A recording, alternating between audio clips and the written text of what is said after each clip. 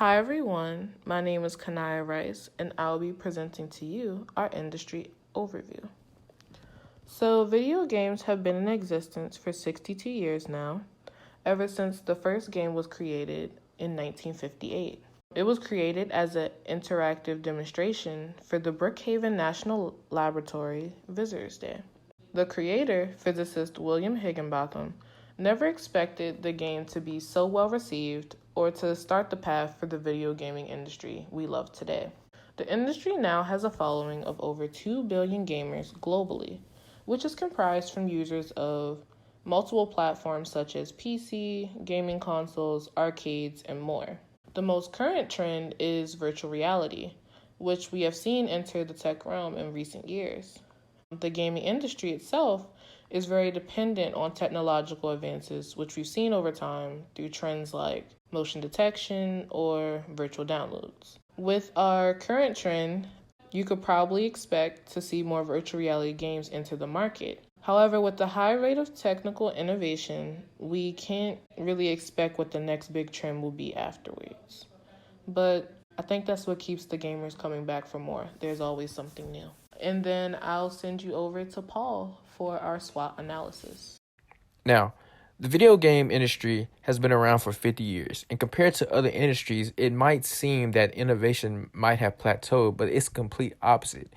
Actually, by 2021, the global gaming market is expected to exceed $180 billion in revenue.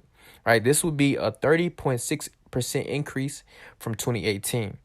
Due to the rising popularity of video games and social media, we have seen more platforms start to support video game players. So, along with YouTube and their gaming industry, we've also seen streaming platforms like Twitch explode due to the number of gamers who use the streaming service. In terms of weaknesses, the growth of the digital age has made it easier for anyone to have access to programs and softwares to create a video game. This availability has made the barrier to entry very low. And at the pace of the digital age, it would only get lower. The more companies that take advantage of the low barrier of entry, it will only make it more competitive.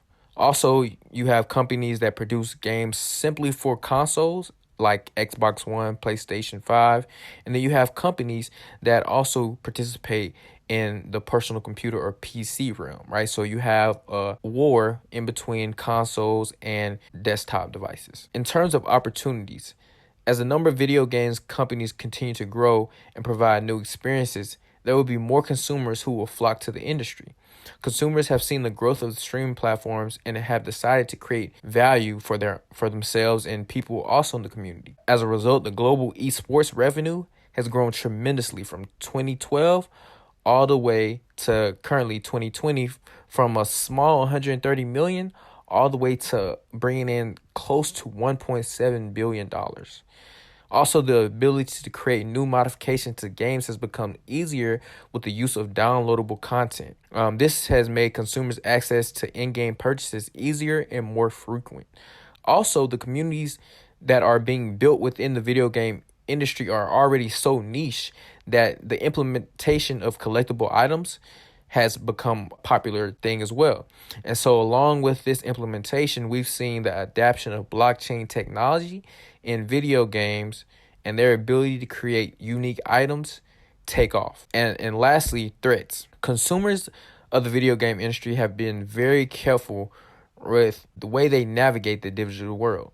Consumers from all over the world flock to take part in communities built on entertainment. However, some people, right, they gain enjoyment from taking from others. And as a result, there have been over 12 billion cyber attacks since November 2017. And these attacks have made it harder for consumers to enjoy their experience to the fullest. All right. So most of these attacks happen because of the ability of in-game purchases. As a result, companies have harder times creating additional revenue way after the game has been published and released to the consumer. Now we'll have Sydney give an overview of companies that participate in the video game industry. Electronic Arts is a dominant video game developer who uses a hybrid business model. They have fully owned games and licensed games distributed across many platforms. Some strengths of EA are that they have games sold digitally and in brick-and-mortar locations, license games to third parties to distribute and host, and offer subscriptions for online services. Some popular games include FIFA and Madden. One weakness that EA has is that it only focuses on games in the sports genre, and they are missing a target market in other gaming genres. Sledgehammer Games is a company that has been on the decline. The business model is a hybrid business model, including digital and physical games. Some strengths are that they offer digital and physical games and have developed several of the Call of Duty games. A weakness that has led to the company's decline is that their co-founders moved to new roles in Activision in 2018. They have recently lost the project for the Call of Duty 2020 game because of delays in development. Roblox is a company on the rise, disrupting the industry. Roblox uses a freedom business model. Strengths of Roblox is that it allows users to create, build, and socialize their own world with their virtual friends. A weakness is that Roblox has not done a ton of marketing. Most users find out about the game by a friend. If Roblox increased marketing, the growth could increase at a faster rate. I am Kaim Welcher, and now we will talk about Roblox's new business model, including some new ways that they can add revenue streams. Before we get into the business model, we will actually focus on two ways that our group has identified that Roblox can generate additional revenue aside from the way that they currently generate it. So the first one is our idea, Roblox Gaming. Now, Roblox Gaming will become Roblox's new streaming platform, which Roblox will own and operate itself. Streaming has become a multi-million-dollar industry over the past decade, and it is one of the fastest growing industries in the world, and especially here in the US. Now, we know that most streaming services today target an audience of late teens and young adults. So there's things like Twitch, and there's other services where there are already influencers that play video games, but those services largely target audiences that are above the age range that Roblox targets. Therefore, there's a gap in the market where Roblox can come in, provide a streaming service that users would pay for on a subscription basis. There should probably be a daily option that's a little more expensive to try it out, a weekly option, a monthly option, and an annual option that will allow Roblox to have another consistent stream of income and allow them to add to their already sizable user base. Now, the second idea that we came up with was a more lucrative and a more expensive and a more rare in-game currency. So I know we've all played games on our phone like Temple Run or Subway Surfers, and in those games there's often quote-unquote cheap currency like coins that you can get easily throughout the gameplay, and if you buy it with real cold hard cash, then it's a little cheaper. Now, we also see that in those games there's a second tier of currency. In Temple Run, that's gems, and Subway Surfer, that's keys.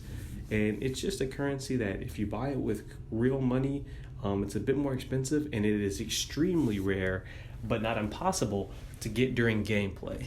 So Roblox's current in-game currency, Robux, would be considered that first tier, and we are suggesting that they come with a second tier that users can either buy on a subscription basis, buy on a one-time basis, and also rarely but sometimes receive it during the course of regular gameplay, just to encourage and facilitate the use of that second higher tier currency. Those are two ways that we're going to incorporate into our business model to allow Roblox to generate some new revenue. So now let's quickly hop in. We've learned about the business model canvas, and our group uses that to describe Roblox's new business model. So we're going to quickly hit on each of the 9 points, starting with our value proposition.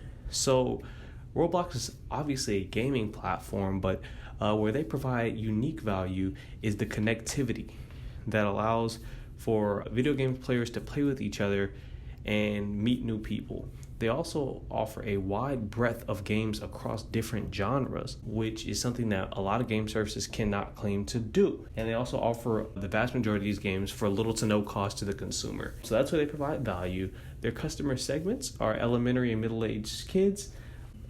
school age kids, and also busy parents that would love to have something for those children to do that is safe and allows the child to be preoccupied and have fun. In terms of channels, Roblox is almost entirely digital. So they reach consumers on mobile platforms, PC, Xbox, and given our new revenue streams, they'll also reach new customers using the streaming service. As we'll talk about in the next section, Roblox uses social media to reach consumers, as well as through word of mouth with users recommending the games to other users. Now, these customer relationships are meant to be completely digitally, and they strive to create repeat users of the platform. So Roblox wants every gamer to come on every day, every week, every month, continue to play, continue to put in money, continue to put in time, and continue to bring more customers until they age out of that age group, as well as creating some automated relationships where consumers will buy the in-game currency on a subscription basis. Key resources include the actual platform that Roblox is on, as well as IT executives and professionals that make it possible to keep up this enormous library of games. Key activities include the promotion, the advertising, as well as the maintenance and development of these games. Roblox is adding new games and tweaking and fixing bugs in games all the time. That's very important, as well as monitoring the open communication forums that allow users to communicate freely, but also could jeopardize safety and fairness for certain game players. Key partners are Google and other high traffic websites that allow Roblox to place ads and raise awareness, and their significant cost would be the creation and upkeep of their games, advertisements, and sponsorships for influencers on our new Roblox gaming platform. Now that we have gone over the new business model for Roblox, we will need to conduct a social media audit of their different social media sites. We see that they have accounts for Facebook, Twitter, and Instagram. By looking at the table, we see their URL, the amount of followers that they have, their last post date from when this audit was conducted, and the opportunities that they have for each site. So for Facebook, they have the opportunity for video spotlights, hashtags, partnerships. For Twitter and Instagram, they have the opportunity for hashtags and partnerships. And for YouTube, they have the opportunity to advertise. Across their different social media sites, we see that they tend to share updates with the community regarding issues to their accounts. For example, on September 26th, they did share that they were investigating reports of phishing links sent to Roblox users. They also share things like Fan Art Fridays, where they post pictures of art that their fans have created for them. We also see that they do have some partnerships. For example, they have partnered with Ava Max to not only promote her new album, but also to gain brand awareness from people who support her. Now we can move on into the social media strategy. To better utilize social media to gain a higher following as well as increase consumer engagement, there are 3 things that Roblox can do. 1, revamp their Facebook page. 2, partner with popular gaming influencers. And 3, advertise on YouTube. From their audit, we see that their Facebook page does not have the same number of followers as their Twitter and Instagram pages. This is a problem because Facebook is the world's most used social media platform. So what can they do to gain followers and increase engagement? They could 1, respond to their current followers. This shows that they are paying attention to what they have to say. And 2, they can share video spotlights. Videos are one of the most consumed items on Facebook, so by doing video spotlights, they will attract more followers and likes for their posts.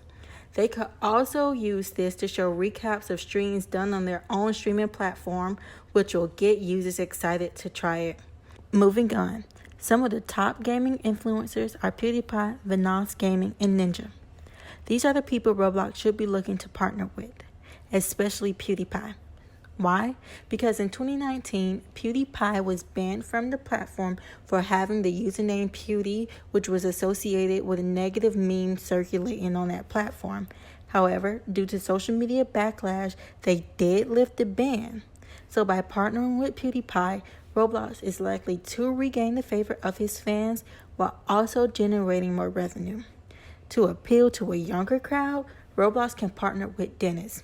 This is the most popular Roblox YouTube channel with kid-friendly videos. Considering PewDiePie may be older, by partnering with Dennis, Roblox is sure to gain parent approval and thus gain more users and followers. Based on the survey done by Influencer Marketing Hub in 2019, businesses are making $5.20 for every $1 spent on influencer marketing. Therefore, Roblox should partner with popular gaming influencers. The last thing Roblox should do as part of their social media strategy is advertise on YouTube.